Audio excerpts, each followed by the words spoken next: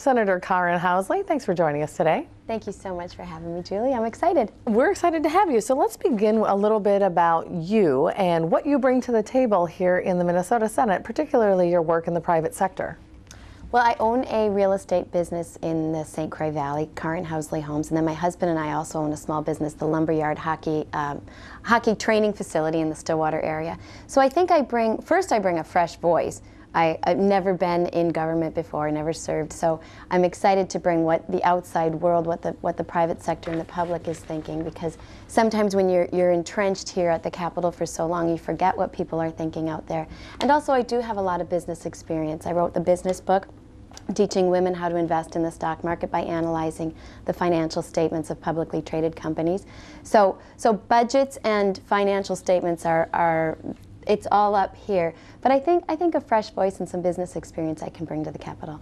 You're talking about having never been in public office before, but you did run for the House a couple of years ago. What do you think attributed to your success in this election?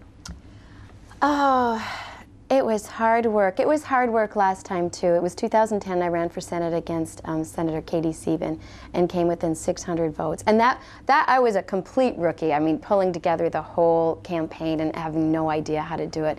So this time around, what I didn't find out until June when Senator Vanderveer retired, luckily I had some idea on how to run a campaign, and I did have Team Housley, as I call them. They were ready to go and start door knocking and lit dropping. But I think it was still a lot of hard work, and being well known in the community, I think that helped out a lot. That my whole family, we have 4 kids, and my husband coaches the Stillwater High School hockey team. So I think the name was well known, so there was name recognition in the area. So I think that helped, and a lot of hard work. What were you hearing from constituents as you were knocking on doors, and how do you intend to try to address those concerns, particularly as a member of the minority? You had to say that.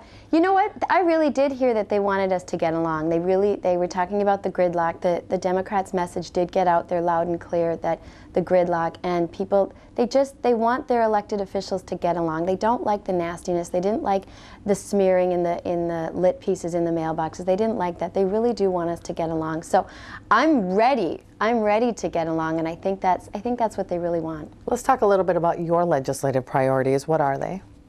It's jobs and the economy, and that was the other thing that you were hearing at the door, is people just want to get back to work. And being in the housing industry, a lot of homeowners are upside down on their mortgage, and a lot of them are in foreclosure because they don't have jobs. They can't afford to pay their mortgage. So it really, getting people back to work in secure, stable jobs, I think is my top priority. So I'm hoping we can get that done. Some retiring lawmakers, when we spoke to them after last session, some of them advised that new members should just kind of sit back and watch and learn before diving in, and others said, no, you have your election certificate, get in there, craft legislation, and fight for your constituents. Which would you say your approach is closer to?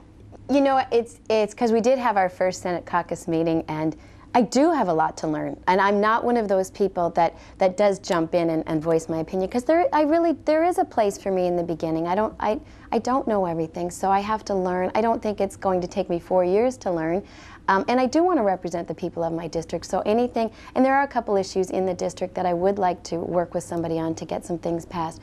So it's going to be a balance of both listening and then jumping in when it's appropriate. Let's talk a little bit about your expectations for the upcoming legislative session. What are they?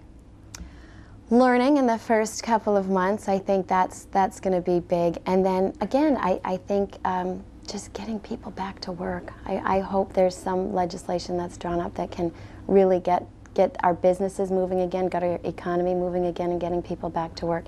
That's what I'm expecting to happen. Again, it's going to be the whole process for me to learn, to see how it all does happen and how it goes. But I don't really know what to expect. I think I'm going to make a lot of new friends, and it's going to be a lot of hard work, but I really do look forward to doing that. And you had mentioned you hope to work across party lines, and so is that something that you would then try to encourage other members to do as well, or is that just your personal style and you'll just kind of wait and see how everything else rolls? And this is the funny thing when you come from the outside world. Nobody, if I have a competitor out there, but a competitor brings me an offer, we work together to get that done for the best of our client. And I think the people of Minnesota are the clients, and we are working for them, and you do what's best for them, not what's best for you or your party or them and their party. And so I always work across the aisle, and I think people out in the public always work across the aisle. It's just a lingo that's used here at the Capitol.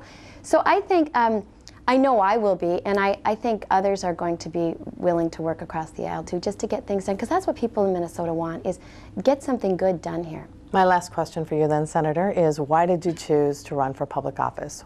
What is it about this that enticed you?